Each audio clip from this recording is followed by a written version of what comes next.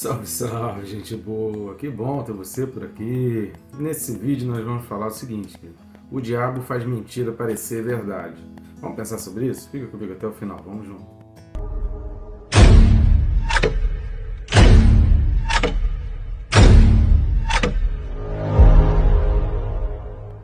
Mas antes, não esqueça, né, querido? Curta aí, inscreva-se no nosso canal, clica aí no botão, é bem rápido, não vai tomar muito tempo. Aproveita e clica no sininho. E curtindo e comentando, você também nos ajuda a alavancar o canal e fazer esse vídeo chegar a mais pessoas. Curtindo e comentando, o próprio YouTube faz isso organicamente. E se você ainda compartilhar, copiar aí o link e enviar para os seus amigos, colocar nos seus grupos de WhatsApp, recomendados, aí olha, assista essa mensagem, então entra no nosso canal, tem várias mensagens, já temos mais de 600 vídeos. Com certeza tem um vídeo ali que você vai lembrar de alguém, você vai recomendar para alguém. Então faça isso, vamos juntos levar a palavra de Deus a mais e mais pessoas. É único e tão somente para abençoar vidas de pessoas e transformar através da palavra. A própria palavra já fala e a gente aqui apenas vai dando um incentivo, uma ajuda para estudar a palavra. Então vamos junto nesse ministério aí, conto contigo nessa tarefa tão brilhante e tão difícil para nós, uma atividade que é tão simples, parece simples. Em menos de 5 minutos a gente consegue enviar aí para quase 100 pessoas ou mais, e às vezes a gente nem isso a gente consegue fazer, né? Então vamos lá, o texto desse vídeo, Apocalipse capítulo 12, e os versículos são de 15 ao 17. Apocalipse 12, do 15 ao 17, diz assim: Então a serpente arrojou da sua boca atrás da mulher água como um rio, a fim de fazer com que ela fosse arrebatada pelo rio. A terra, porém, socorreu a mulher, e a terra abriu a boca e engoliu o rio que o dragão tinha arrojado da sua boca.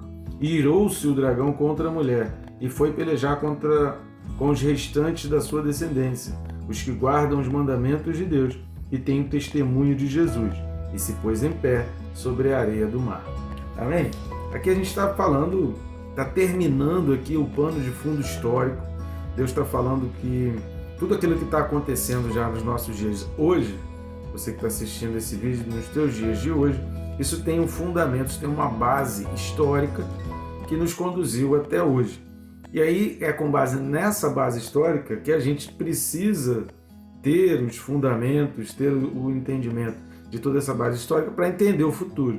Então o livro do Apocalipse não é um livro, como nós falamos, se você não assistiu, assista o primeiro vídeo referente aí ao livro do Apocalipse, Deus que governa a história, que a gente vai perceber que o livro do Apocalipse não é um livro para a gente ficar fazendo cálculos de datas, nem para ficar desesperado se uma nuvem escura aparece, se o dia virou noite, se a lua se escureceu, e para a gente começar a ficar apavorado e preocupado demais com esses sinais da natureza. O que a gente precisa entender é que há sinais, e são milhares de sinais que Jesus relata lá no Evangelho de Mateus. Se você não leu, leia Mateus a partir do capítulo 24, do 23 ali em diante. Jesus já começa, através das últimas parábolas, já dá sinais daquilo que viria, e depois ele vai falar exatamente do fim dos tempos. Lucas também comenta alguma coisa, e você vai lendo os textos ali referenciais. A própria Bíblia, a maioria das Bíblias já vão dizendo as referências desse texto. Então, se você tem principalmente uma Bíblia de estudo, ela já vai apontar para outros textos igualmente importantes. Então, os sinais já estão aí, querido, mas a intenção do livro do Apocalipse é preparar o povo de Deus. A intenção do livro de Apocalipse, ele foi escrito para que o povo esteja preparado e consciente de que coisas vão acontecer. Independente do que a gente quer ou do nosso entendimento, a gente vai falar um pouco sobre entendimento daqui a pouco, a gente precisa crer que vai acontecer. Independente se eu concordo ou não, o que a gente precisa é crer. Para isso a gente precisa de temor, que a gente também vai falar um pouco sobre temor e entendimento já já. O versículo 15, então, ele vai dizer: qual o pano de fundo histórico? Se você não assistiu, assista os últimos 4 vídeos que a gente comenta, ou todos os vídeos aí correspondentes ao capítulo 12. O pano de fundo histórico é que no início houve o pecado, houve a queda, Deus traçou todo um plano, e do filho de uma mulher nasceria o descendente, aquele que viria para ser o segundo Adão, já que o filho do primeiro Adão acabou sendo gerado de um pecado. Então o filho do segundo Adão, os filhos do segundo Adão, que somos nós os que cremos, somos gerados em espírito e não mais em carne, e aí não há mais a interferência do pecado. Então a Bíblia faz essa menção da mulher como o Israel de Deus, tanto o povo judeu quanto o povo cristão. Então, quando menciona a mulher, está falando do global, do povo de Deus de uma maneira geral, tanto os judeus quanto os cristãos. E quando está falando aqui dos restantes ou dos remanescentes, são aqueles judeus que começam a acreditar em Jesus Cristo, visto que hoje os judeus, a maioria dos judeus, não acredita e não consegue entender. De certa forma, a gente até compreende o medo deles, pelo medo da idolatria, pelo medo de distorcer, pelo medo de achar que com isso ele está adorando um outro Deus. Então, toda essa preocupação dos judeus traz uma grande dificuldade, mais em função da sua tradição, daquilo que eles arrastaram até aqui, do que propriamente o que a palavra diz, já que a gente, se você reparou aí, a gente tem feito muita questão de mencionar exatamente o Antigo Testamento, para que a gente veja que em toda a Bíblia já apontava para Jesus Cristo. Então, versículo 15, a serpente arrojou da sua boca atrás da mulher água como um rio, a fim de fazer com que ela fosse arrebatada pelo rio. Então, da sua boca saiu o rio. Então, o que está falando aqui? Está falando das mentiras. Então, o diabo ele vai tentar arrojar de todas as maneiras com que a mulher, a igreja de Deus como um todo, o povo de Deus, acreditasse. Então isso ele vem fazendo ao longo da história para fazer pessoas se voltarem contra a igreja de Deus, se voltarem contra a mulher. Então da sua boca sai um rio, e esse rio nada mais é do que mentiras e blasfêmias. A gente vai ver das outras bestas, principalmente da besta que emerge da terra, que fala sobre a marca, a besta que emerge do mar, que fala com arrogâncias e blasfêmias. Então a mentira, a arrogância, a blasfêmia, ela acaba seduzindo. É uma palavra que também a gente vai ver lá no capítulo 13, versículo 14. A gente vai ver essa mesma palavra, que foi a palavra que utilizada lá em Gênesis, que acabou convencendo Eva a comer do fruto por causa da sedução ali de Satanás. Isso é uma outra história, o verbo ali é bem complicado, traz um outro significado se a gente for estudar a fundo ali, mas isso é quando a gente for estudar o livro de Gênesis. Então, dessa boca saía mentiras, arrogâncias e blasfêmias. Vamos dar uma lida para a gente entender melhor a respeito disso? Segundo os Tessalonicenses, capítulo 2, nós vamos ler a partir do versículo 7. Então, segundo Tessalonicenses 2, do 7 até o 10, vamos ler do 7 ao 12, tá? Diz assim: com efeito, o mistério da iniquidade já opera e aguarda somente que seja afastado aquele que agora o detém. Esse momento do afastamento daquele que agora o detém é exatamente o arrebatamento da igreja. E aí aqui, que lá no capítulo 12, que a gente está nesse ponto, nesses versículos ali, é nesse momento ali que todo o pano de fundo histórico está sendo conduzido, depois do arrebatamento e depois dos primeiros 3 anos e meio, onde essa mulher foi sustentada. Então é naquele momento ali, onde aquele que o detinha, que detinha o inimigo, aquele que detinha o iníquo, aquele que impedia todo o avanço e todo o domínio da iniquidade, já não existe mais. A gente vai ver isso nos próximos vídeos também. Então, versículo 8 de 2 Tessalonicenses 2. Então será de fato revelado o iníquo, a quem o Senhor Jesus matará com o sopro de sua boca e o destruirá pela manifestação de sua vinda. Então, enquanto Jesus não vem, o iníquo vai ter domínio e poder sobre as nações. Versículo 9. Ora, o aparecimento do iníquo é segundo a eficácia de Satanás, com todo o poder e sinais e prodígios da mentira. Repare, essa é a água que arroja da sua boca. E com todo o engano de injustiça aos que perecem, porque não acolheram o amor da verdade para serem salvos. Não acolheram o amor da verdade, eu vou falar assim que a gente terminar de ler aqui esse texto de 2 Tessalonicenses, mas preste atenção nisso. Os que não acolhem o amor da verdade, se você não acolhe o amor da verdade, se você não acolhe no teu coração a palavra de Deus, é muito mais fácil e vai ser muito mais simples, e a eficácia de Satanás vai ser atingida. O que é a eficácia? Atingir o resultado, atingir o objetivo.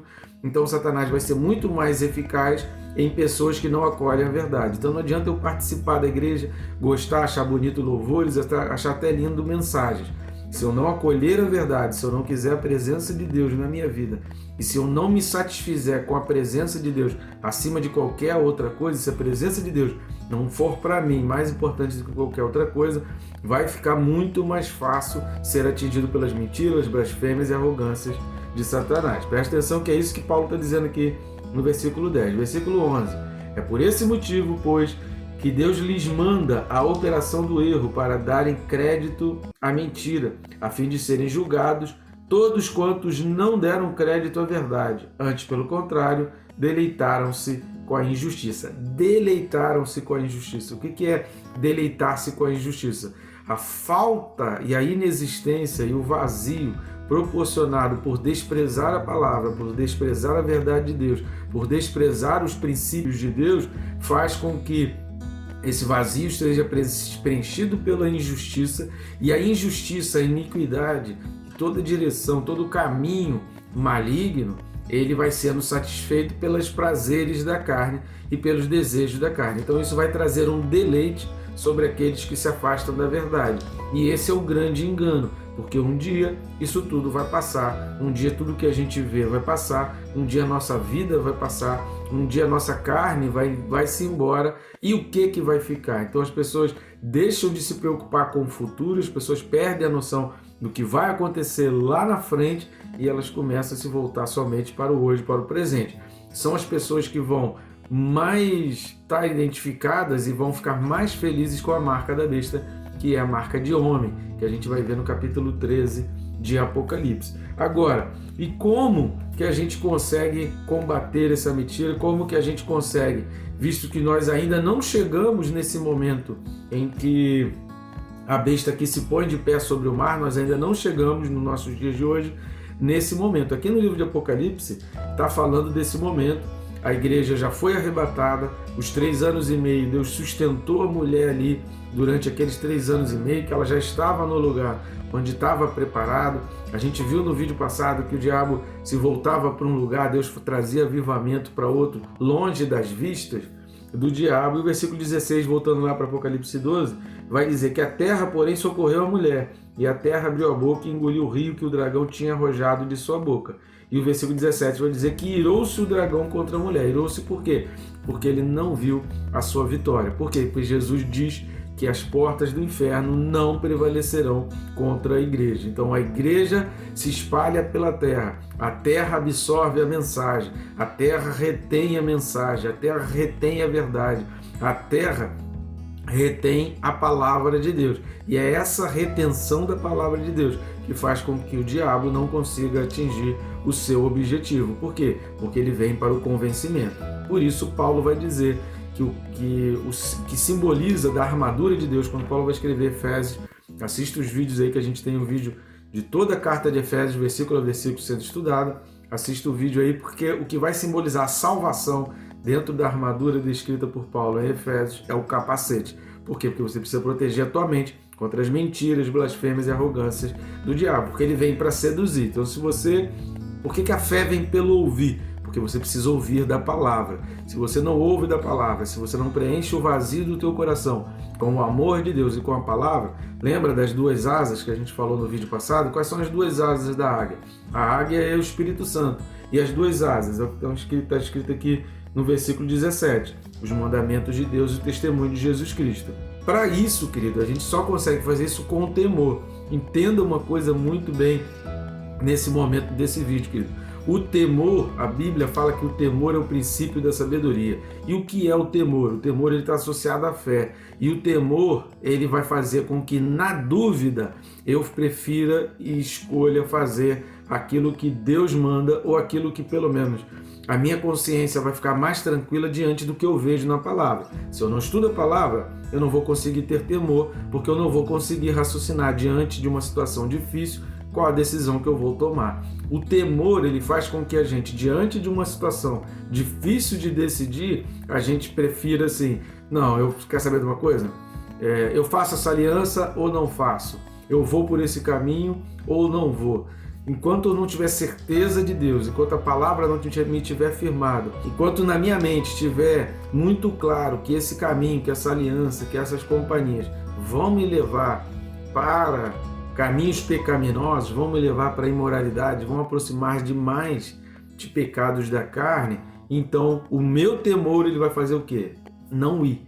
O meu temor vai fazer com que eu não escolha ir e eu prefira fazer aquilo que o Senhor manda, ou pelo menos aquilo que eu entendo. Então, na dúvida se é de Deus ou se não é, prefira aquilo que você se sinta mais seguro pela palavra de Deus. Se é o teu entendimento da palavra, querido, é melhor você errar buscando o entendimento da palavra do que errar na ausência da palavra. Então é muito melhor, Deus vai compreender, vai entender muito melhor. Falar assim, poxa, eu perdi, eu deixei de ganhar, eu deixei de avançar, perdi oportunidades talvez de emprego, de prosperidade, mas eu preferi me agarrar no Senhor. Pode ter certeza que o Senhor vai te sustentar, porque é isso que Ele está falando na palavra, que em momento nenhum faltou coisa para essa mulher, para o povo de Deus. Então, se você se baseia na palavra, se você se firma na palavra, se você entende a palavra e você diz não para determinadas coisas, baseado no teu temor à palavra, com medo de não transgredir o mandamento, esse temor ele faz com que você não transgrida um mandamento, com que você, se você olha para um mandamento, você fala assim, essa decisão vai transgredir um mandamento.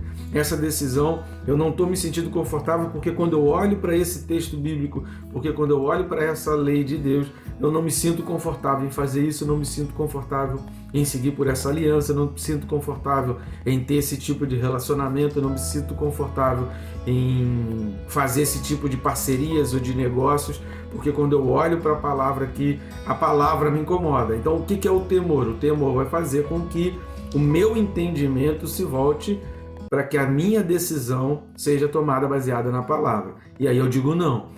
O temor de Deus vai fazer isso. A mentira do diabo ela vai enganar muita gente. O povo que é de Deus, que guarda no seu coração a palavra, ele não vai ser iludido, ele não vai ser enganado. Por quê? Porque no coração dele vai ter a verdade, e quando você conhece a verdade, é muito mais difícil de você aceitar a mentira. E o temor do Senhor é que vai fazer com que, na dúvida, você se prenda ao texto bíblico, você se prenda ao mandamento e se prenda à ordenança. Então, muito cuidado, querido, quando se fala coisas a respeito do cristão, quando se fala coisas a respeito da igreja, quando se fala coisas a respeito de cristãos, de pessoas que, na dúvida, pelo sim ou pelo não, você tem que voltar para a palavra e ver o que a palavra diz. E você precisa olhar, essas mentiras, elas estão caminhando em direção aonde? Quando a pessoa defende o aborto, o que está por trás desse pano de fundo? Não é a libertinagem, não é a liberdade sexual, não é a imoralidade sexual, não é a vontade de fazer o que quer com o seu corpo no intuito e na intenção sexual. Então Deus se agrada disso. Se o final é isso, então eu corto no início. Então a gente precisa cortar as mentiras de Satanás, e Paulo vai falar isso quando escreve aos Coríntios. A gente precisa desfazer toda a fortaleza e todos os sofismas que vão impregnando a mente do povo. E aí o versículo 17 vai dizer que o dragão ele vai se irar, porque ele vai ver que a terra absorve a verdade, e contra a mulher de Deus, contra a igreja de Deus, ele não pode. Se a tua vida está baseada e está coberta pelo sangue de Cristo, e se as tuas decisões são pautadas nas ordenanças e mandamentos de Deus, e se você segue o testemunho de Jesus Cristo, a cruz e a crucificação de Jesus Cristo, se você entende esse testemunho, se você entende que você precisa sacrificar a tua carne, sacrificar os teus desejos, sacrificar a tua vontade, entregar para Deus e fazer a vontade de Deus, crendo que você não está perdendo, você está ganhando mais coisa do que você está entregando. Abraão recebeu muito mais filhos do que o que ele estava entregando, e Deus naquele momento salvou o filho dele ali. Então é o temor do Senhor que vai fazer com que nas decisões difíceis a gente se volte para a palavra.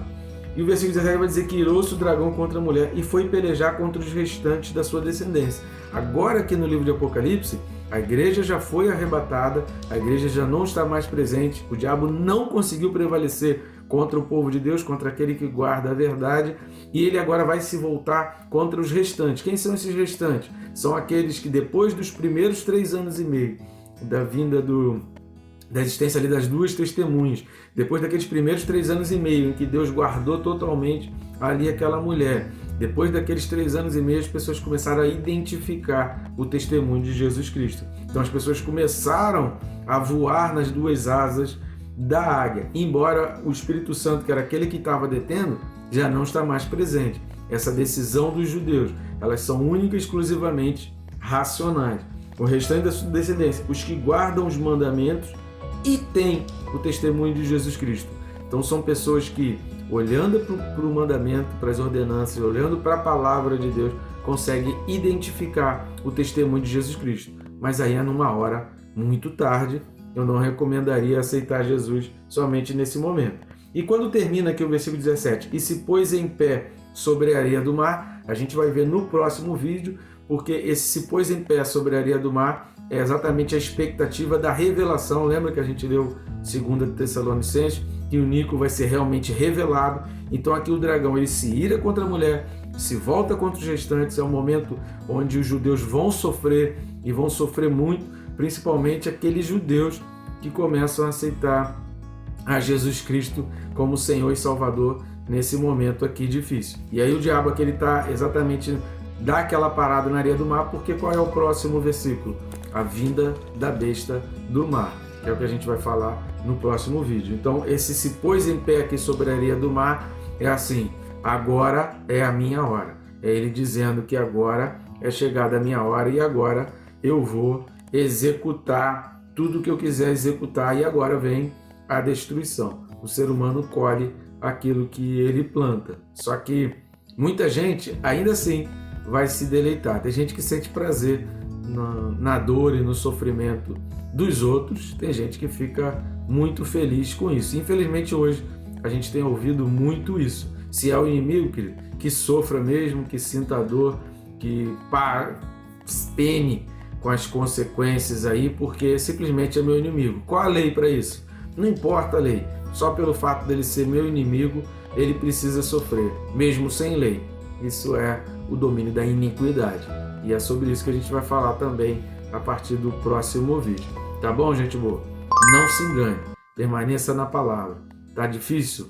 Tome a decisão pautada na palavra. Faça aquilo que o teu entendimento da Escritura te garante e te alicerça. Às vezes é melhor perder hoje, mas ter a certeza de que você está agindo com temor do Senhor. E aprender o que é temor do Senhor? Que legal, né, querido? Então vamos junto até o próximo vídeo. Que Deus te abençoe rica e abundantemente.